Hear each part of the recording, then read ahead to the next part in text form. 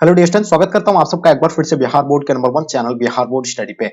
Dear student, जैसे कि आप लोग का कुछ घंटों के बाद इकोनॉमिक्स का आप लोग का जो है पेपर होने जा रहा है। अब आपके पास बहुत कम समय है, तो आप लोग सोचते होंगे कि सर कुछ ऐसे क्वेश्चन हम लोग को दे दें कि जो है सीधे सीधे हम लोग के पेपर में जो है क्वेश्चन देखने को मिले। तो डियर हम लोग वैसे ही कुछ जो है इकोनॉमिक्स के क्वेश्चन को सिलेक्ट किए हैं जो आपके एग्जाम में आपके एग्जाम के लिए काफी इंपॉर्टेंट है। आप इन क्लास को देख लीजिए और यहाँ से आपको काफी जो है हेल्पफुल होने वाले हैं। क्या पता आपका जो है इस पेपर पूरा का पूरा पेपर ना आ जाए इससे, तो इसलिए आप लोग जो है ना बिल्कुल सीरियसली आपको जो है अपना अंदर एक रियलाइज करना है कि हम आप जो है ये पेपर है ओरिजिनल वाला और इसको जो है हम लोग यानी सॉल्व कर रहे हैं। तो पूरी तरह से आपको एंड तक इस क्लास को देखना प्यारे बच्चों, और साथ साथ में अपने अपने फ्रेंड्स के ग्रुप वगैरह जहां भी है प्यारे बच्चों आप लोग शेयर कर देंगे, ठीक है। तो डियर चलिए, जैसे कि आप लोग देख पा रहे होंगे, ठीक है, तो इंटरमीडिएट एग्जामिनेशन 2024 आप लोग का इसी तरह का जो है पेपर आपको देखने को मिलेंगे जिस तरह यहाँ आपका दिया हुआ है। सेट कोड वगैरह रहेगा, question book list, serial number वगैरह सारा चीज रहेंगे। तो जो बच्चे नए हैं प्लीज आप लोग चैनल को सब्सक्राइब कर लीजिएगा और साथ साथ में अपने अपने फ्रेंड्स के ग्रुप वगैरह जहां भी है हर जगह आप लोग शेयर कर देंगे। तो चलिए डियर स्टार्ट करते हैं। आपके स्क्रीन पर पहला क्वेश्चन आ गया, जैसे कि देख पा रहे हैं। फर्स्ट क्वेश्चन क्या कहलाता है, किसी वस्तु के लिए उपभोक्ता की मांग तथा वस्तु की कीमत के बीच जो है प्रतिलोम का संबंध क्या कहलाता है। तो देखिए, किसी वस्तु के उपभोक्ता की मांग तथा वस्तुओं की कीमत के जो प्रतिलोम होता है उनके बीच के संबंध को यानी क्या कहा जाता है, मांग का नियम कहा जाता है। उसको क्या कहा जाता है, मांग का नियम कहा जाता है। प्यारे बच्चों इनको नोट कर लीजिएगा, इसका आंसर मांग का नियम हो जाएगा। चलिए दूसरा नंबर क्वेश्चन देखिएगा, किस बाजार यानी किस बाजार में जो फार्म का जो स्वतंत्र प्रवेश तथा बहिर्गम होता है। तो ये बताइएगा, पूर्ण प्रतियोगिता बाजार का हो जाएगा या आपका पूर्ण प्रतियोगिता बाजार या एकाधिकारी प्रतियोगिता या हो जाएगा या आपका इनमें से कोई नहीं। तो डियर अगर हम बात करते हैं इसके बारे में, तो ये फर्म का स्वतंत्र प्रवेश बहिर्गम होता है, तो याद रखिएगा पूर्ण प्रतियोगिता बाजार का हो जाएगा। बिल्कुल इसका आंसर जो बच्चे पूर्ण प्रतियोगिता बाजार लिखे होंगे, बिल्कुल आप लोग का आंसर प्यारे बच्चों इसका आंसर परफेक्ट हो जाएगा। चलिए बात करते हैं क्वेश्चन नंबर तीसरा, देखिएगा आपके स्क्रीन पे,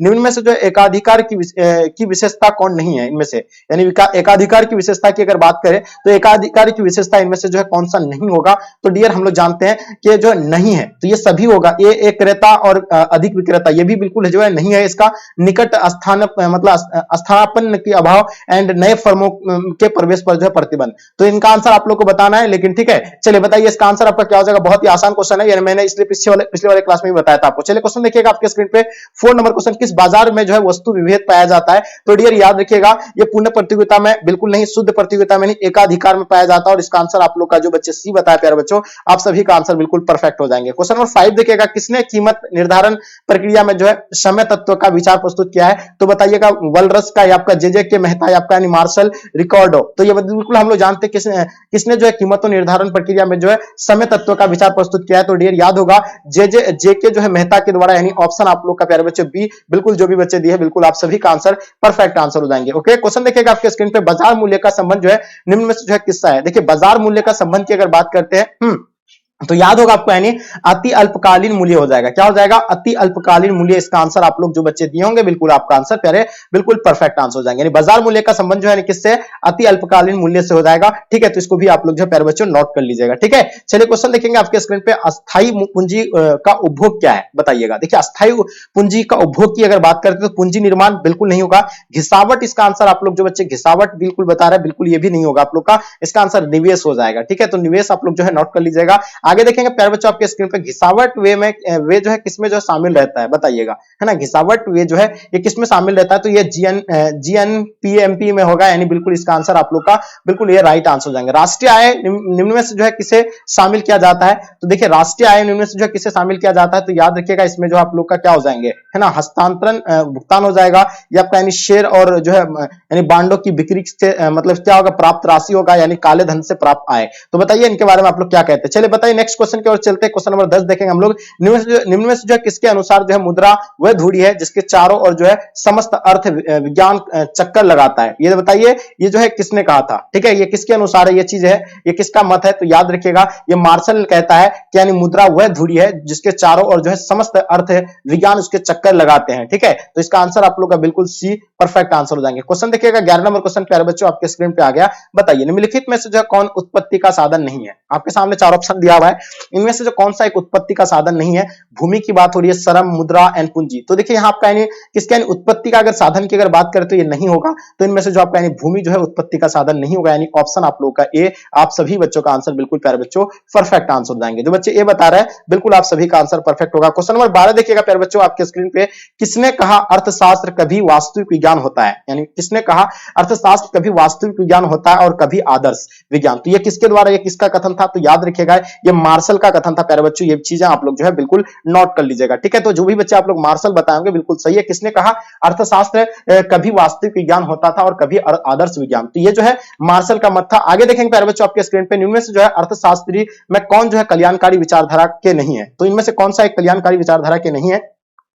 तो जेबीसी जो है ये कल्याणकारी विचारधारा से नहीं है, और इसको भी आप लोग जो है प्यारे बच्चों नोट कर लीजिएगा। ठीक है, इसका आंसर आप लोग का ए बिल्कुल परफेक्ट आंसर हो जाएंगे। ओके, चलिए आगे देखिएगा आपके स्क्रीन पे, किसी वस्तु वन का मूल्य जो है घटने पर जो है बजट रेखा की प्रवणता ढाल जो है बढ़ जाती है, घट जाती है, स्थिर रहती है, इनमें से कोई नहीं। देखिए अगर वस्तु एक का मूल्य अगर घटने पर जो है यानी बजट रेखा की प्रवणता जो है क्या होती है, मतलब बढ़ जाती है। इनको आप लोग जो है प्यारे बच्चों बिल्कुल नोट कर लीजिएगा, बहुत ही काफी इंपॉर्टेंट क्वेश्चन था ये। आगे देखेंगे अब हम लोग नेक्स्ट क्वेश्चन की ओर चलते हैं। यदि मूल्य में 40% यानी 40% परिवर्तन के फलस्वरूप जब वस्तु की मांग में 60% यानी परिवर्तन होता है तो मांग की कीमत लॉस क्या होगा? तो बताइए इसमें जो होगा यानी 0.5 हो जाएगा आप लोग का। बिल्कुल ये चीजें आप लोग जो है प्यारे बच्चों नोट कर लीजिएगा। ठीक है, ये काफी इंपॉर्टेंट क्वेश्चन है। अब हम लोग देखेंगे दीर्घकालीन उत्पादन का फलन संबंध इनमें से जो है किससे है? तो बताइए मांग का नियम होगा, परिवर्तनशील अनुपातों का नियम हो जाएगा, है ना, पैमाने के प्रतिफल का नियम हो जाएगा, एंड मांग की लॉस हो जाएगा। तो डियर इसका आंसर आप लोग का जो होगा मांग का नियम हो जाएगा। बिल्कुल जो बच्चे आप लोग ए बता रहे हैं, आप सभी बच्चों का बिल्कुल ए परफेक्ट आंसर हो जाएंगे मेरे डियर,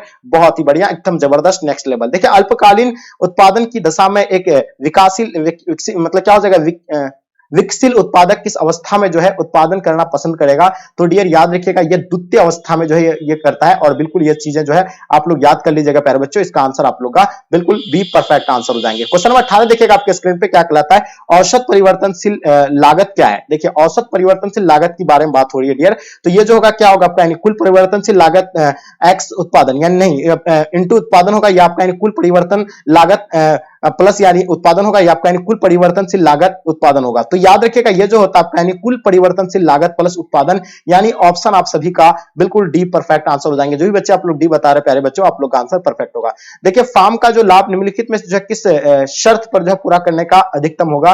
तो याद रखिएगा ये जो आपका सीमांत लागत सीमांत आगम होगा, एंड सीमांत लागत वक्र सीमांत आय रेखा को जो है नीचे से काटती है। तो ये बिल्कुल ए और बी दोनों यानी बिल्कुल इसका आंसर आप लोगों का प्यारे बच्चों सी परफेक्ट आंसर हो जाएंगे। ठीक है, पूर्णतः यानी क्या जगह बेलोचदार मांग का वक्र की कीमत मांग की लोच में क्या होगी? तो डियर इसका आंसर जो होगा आपका यानी ऑप्शन ए बिल्कुल परफेक्ट आंसर हो जाएंगे। जो बच्चे आप लोग ए बता रहे पहले, आप सभी का आंसर बिल्कुल राइट है। ठीक है, क्वेश्चन नंबर 21 देखिएगा, निम्न में से जो कौन सा बैंक यूनियन बैंक में समायोजन किया जा गया है? देखिए मर्ज जो किया गया है वो कौन सा किया गया है? आंध्रा बैंक क्या है, या आपका बैंक ऑफ इंडिया क्या है, बैंक ऑफ बड़ौदा क्या है? इनमें से कोई नहीं। देखिए ये जो बैंक जो समायोजन किया गया है यानी किसमें, कौन सा बैंक में, यानी कौन बैंक का, यानी इनमें से कौन सा बैंक जो है यूनियन बैंक में जो है यानी मर्ज किया है, यानी समायोजन किया है, इनके बारे में आपको बताना चाहिए। तो हम लोग जानते हैं आंध्रा बैंक यानी, ठीक है, एपी बैंक याद होगा आप लोग का आंसर। बिल्कुल जो बच्चे ये बता रहे प्यारे बच्चों, आप सभी का आंसर बिल्कुल राइट आंसर हो जाएंगे। व्यवसायिक बैंक के प्रमुख कार्य क्या है? देखिए व्यवसायिक बैंकों के प्रमुख कार्य की अगर बात करते डियर, तो हम लोग जानते हैं ग्राहकों की जमा को यानी स्वीकार करना होता है। यानी क्या होता है व्यवसायिक बैंकों के प्रमुख कार्य जो होते हैं, तो वो ग्राहकों की जमा को स्वीकार करना होता है। बिल्कुल इसको आप लोग जो है प्यारे बच्चों आप लोग नोट कर लीजिएगा, काफी इंपॉर्टेंट है। ठीक है, चलिए आगे देखेंगे, भारत में 14 बड़े बैंकों का राष्ट्रीयकरण जो किया गया था, ये कब किया गया था? देखिए हम लोग जानते हैं भारत में 14 बैंकों का राष्ट्रीयकरण किया गया था प्यारे बच्चों। इनके बारे में आप लोग को डेफिनेटली पता होगा कि यानी जो 1969 को 14 बैंकों का राष्ट्रीयकरण किया गया था, ये चीज हम लोग जानते हैं। और आप लोग जो बच्चे आप लोग बी बता रहे हैं, बिल्कुल आप सभी का आंसर परफेक्ट आंसर हो जाएंगे। ओके, चलिए आगे देखिएगा, यानी गुणात्मक साख नियंत्रण के अंतर्गत निम्न से जो है किसे शामिल किया जाता है ना?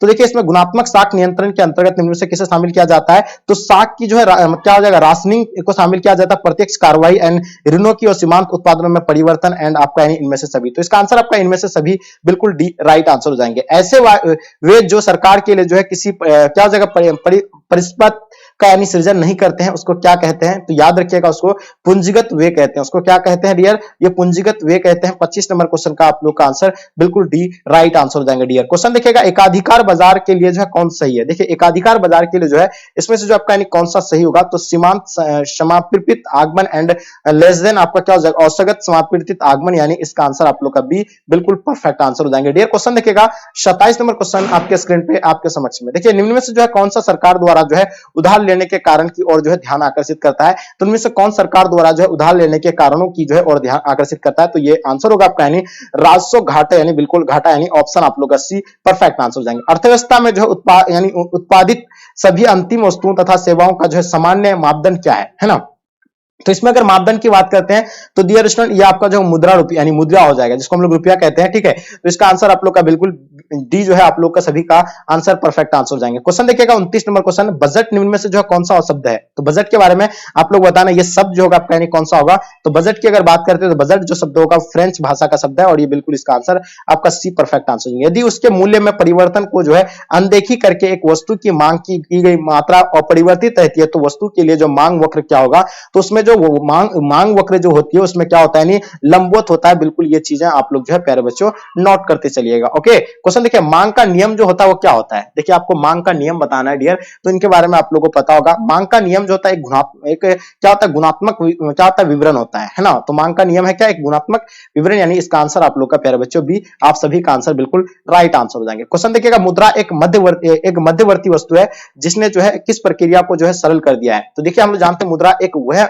मध्यवर्ती वस्तु है जो मतलब क्या किया गया यानी लेन देन की जो विनिमय प्रणाली है इसको जो आसान कर दिया, मूल्य गणना एवं अभिव्यक्ति को भी आसान कर दिया, मूल्य संचय को भी, इनमें से सभी इसका आंसर आप लोग का प्यारे बच्चों डी राइट आंसर हो जाएंगे। ठीक है, चलिए आगे देखिएगा आपके स्क्रीन पे क्वेश्चन नंबर 33 देखेंगे। यदि किसी वस्तु मतलब विलासित है तो उसकी मांग की आय लोच होती है। ये जो होगा आपका यानी क्या हो जाएगा धनात्मक तथा एक से कम बिल्कुल नहीं होगा। याद रखिएगा ये जो होगा आपका यानी धनात्मक तथा एक से अधिक, यानी ऑप्शन आप लोग का सी परफेक्ट आंसर हो जाएंगे। क्वेश्चन नंबर आपके स्क्रीन पे देखिएगा 36 नंबर क्वेश्चन क्या कहलाता है। याद रखिएगा हॉट डॉग्स के मूल्य 22% से यानी बढ़े तथा मांगी गई डॉग्स की मात्रा यानी 25% से जो है गिरी। तो यह बताती है कि हॉट डॉग के लिए जो मांग क्या चाहता है। तो ये देखिए लोचदार यानी इसका मांग जो होगा आपका यानी लोचदार। याद रखिएगा ये चीजें आप जो है यानी बिल्कुल नोट कर लीजिएगा, ये काफी इंपॉर्टेंट क्वेश्चन है। चलिए आगे देखेंगे प्यारे बच्चों आपके स्क्रीन पे आपूर्ति में कमी परिणाम बताइएगा, है ना। आपूर्ति में कमी यानी परिणाम जो होगा ये आपका कौन सा हो जाएगा, संबद्ध वस्तु के मूल्य में गिरावट का, यानी ऑप्शन आप सभी का बिल्कुल भी परफेक्ट आंसर हो जाएंगे, है ना। अर्थशास्त्र में निम्न में से किसे उत्पादक माना जाता है ना। देखिए अर्थशास्त्र में इनमें से यानी किसे उत्पादक माना जाता है। तो डियर याद रखिएगा मिट्टी की जुताई जो है इसको यानी क्या माना जाता है, उत्पादक माना जाता है, यानी ऑप्शन आप सभी का ए बिल्कुल परफेक्ट आंसर हो जाएंगे। ओके, चलिए आगे देखिएगा आपके स्क्रीन पर निम्न से कौन जो है भूमि का एक लक्षण नहीं है, यानी भूमि का लक्षण इनमें से जो है कौन सा नहीं होगा। तो यह अगतिशील होती है, यानी भूमि के लक्षण को जो है कौन नहीं सकता है, ये अगतिशील होती है। और इसको जो है आप लोग प्यारे बच्चों नोट कर लीजिएगा, ऑप्शन आप सभी का बी बिल्कुल परफेक्ट आंसर हो जाएंगे। ओके, लेकिन इनमें से जो कौन सा कथन सत्य है, तो इसमें से अगर हम बात करते हैं इनमें से सत्य की अगर बात करें तो बचतें भी राज्य द्वारा जो प्रवाहित हो सकती है। तो ये बिल्कुल इनका आंसर आप लोग जो बच्चे बी बता रहे हैं प्यारे बच्चों आप सभी का आंसर बिल्कुल राइट आंसर हो जाएंगे। ओके, जितने सारे चीजें आप सभी बच्चे जो है बी बता रहे हैं प्यारे बच्चों आप लोगों का आंसर बिल्कुल परफेक्ट है 38 का। चलिए बात करते हैं 39 आपके स्क्रीन पे। निम्न में से जो कौन उत्पादक यानी उत्पादन लागत की जो सर्वोत्तम परिभाषा है। देखिए उत्पादन लागत की अगर सर्वोत्तम परिभाषा की बात करते हैं तो उत्पादन के निम्न क्या हो जाएगा, निम्न स्तर को यानी बचाने के लिए जो है अपेक्षित आगत यानी कि मात्राओं की जो है बीच संबंध होता है। और इनका आंसर आप लोग का बिल्कुल सी राइट आंसर हो जाएंगे प्यारे बच्चों। क्वेश्चन देखिएगा आपके स्क्रीन पर 40 नंबर क्वेश्चन आप देख पा रहे होंगे, है ना। चलिए देखिए क्या कहता है कि घटते प्रतिफल का सिद्धांत लागू होता है। बताइएगा घटते प्रतिफल का सिद्धांत जो लागू होता है वो क्या होता है, अल्पकाल लेकिन दीर्घकालीन में नहीं होती है। तो ये चीजें आप लोग जो है बिल्कुल इनको नोट कर लीजिएगा। आगे देखिएगा आपके स्क्रीन पे किस आर्थिक जो है परिस्थिति में जो है उत्पादन एवं रोजगार का स्तर जो है गिर जाता है। तो देखिए हम लोग जानते हैं किस आर्थिक परिस्थिति में जो उत्पादन एवं रोजगार का स्तर गिरता है। तो याद रखिएगा मंदी जो है ये चीजें आप लोग याद रखिएगा। मंदी जो भी बच्चे बता रहे हैं बिल्कुल सभी का आंसर परफेक्ट आंसर हो जाएंगे। श्रम के जो है तीसरे घंटे का सीमांत उत्पादन कितना है, तो याद रखिएगा ये 60 होता है। कितना होता है जी 60। बिल्कुल ये चीजें आप लोग नोट कर लीजिएगा प्यारे बच्चों, ये काफी इंपॉर्टेंट क्वेश्चन है। ठीक है, चलिए आगे देखेंगे हम लोग क्वेश्चन आपके स्क्रीन पे। श्रम के पहले 3 घंटों का औसत जो है उत्पादन वो कितना होता है, 60, 80 एंड आपको देखना है 100 या आपका यानी 240। तो याद रखिएगा श्रम के पहले 3 घंटों का यानी औसत उत्पादन कितना होता है डियर। तो ये चीजें हम लोग जानते हैं कि 80 जो है बिल्कुल इसका आंसर आप लोग का भी परफेक्ट आंसर हो जाएंगे। ओके, देखिए कौन सा लागत जो उत्पादन में वृद्धि के साथ साथ लगातार जो है बढ़ती जाती है। तो ये याद रखिएगा ये परिवर्तन लागत जो है लगातार जो है यानी बढ़ती जाती है। ऑप्शन आप सभी का बिल्कुल डी राइट आंसर हो जाएंगे। 44 नंबर क्वेश्चन का जो भी बच्चे बताएं बिल्कुल प्यारे बच्चों आप सभी का आंसर परफेक्ट आंसर हो जाएंगे, है ना। चलिए बात करते हैं क्वेश्चन नंबर 45 देखिएगा। कौन सी लागत वक्र कभी भी जो है यू आकार में नहीं होती है। तो याद रखिएगा कौन सी लागत वक्र कभी भी जो है यू आकार में नहीं होती है। तो वो आपका आंसर होगा औसत स्थिर लागत वक्र, यानी बिल्कुल इसका आंसर आप सभी का डी परफेक्ट आंसर हो जाएंगे डियर। जो भी बच्चे आप लोग डी बता रहे हैं आप सभी का आंसर बिल्कुल राइट आंसर हो जाएंगे, बहुत खुशी की बात है। चलिए आप लोग सभी बच्चों का आंसर आंसर बिल्कुल परफेक्ट है। ठीक है, क्वेश्चन देखिएगा आपके स्क्रीन पर 46, मात्रा के अक्ष के समांतर जो क्षैतिज आपूर्ति वक्र के बोध होता है, तो होता है कि आपूर्ति की जो लोच है वो क्या होती है, शून्य होती है, अपरिमित अनंत, यानी अपरिमित जो है, ये बिल्कुल इन चीजों को आप लोग जो है नोट कर लीजिएगा, यानी ऑप्शन आप सभी का बी राइट आंसर हो जाएंगे। एक वस्तु की आपूर्ति से बोध होता है, यानी बताइएगा एक वस्तु की जो आपूर्ति से बोध होता है वो क्या होता है, वस्तु का कुल यह विद्यमान यानी विद्यमान यानी स्टॉक है, ये भी चीजें आप लोग जो है बिल्कुल डियर नोट कर लीजिएगा। ठीक है, चलिए आगे देखिएगा आपके स्क्रीन पे, वाई अक्ष का समांतर जो है एक लंबवत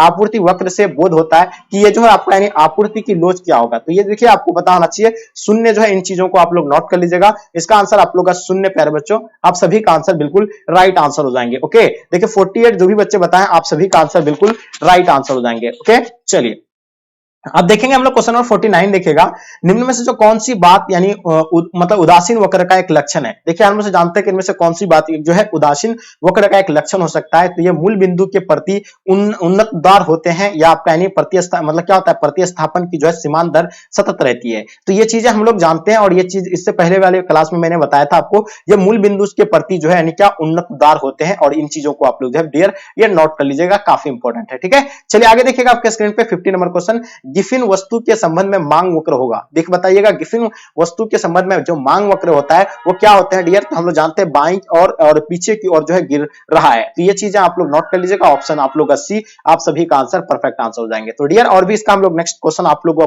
प्रोवाइड करेंगे, और जो बच्चे अभी नया है चैनल को आप लोग सब्सक्राइब कर लेकर के, और साथ साथ में अपने अपने दोस्तों के ग्रुप वगैरह जहां भी है हर जगह आप लोग शेयर कर देंगे, ताकि इससे आपके दोस्तों को भी जो है हेल्प हो पाएंगे। तो चलिए डियर यहीं तक एंड करते हैं आज के क्लास को, जब तक के लिए जय हिंद जय भारत।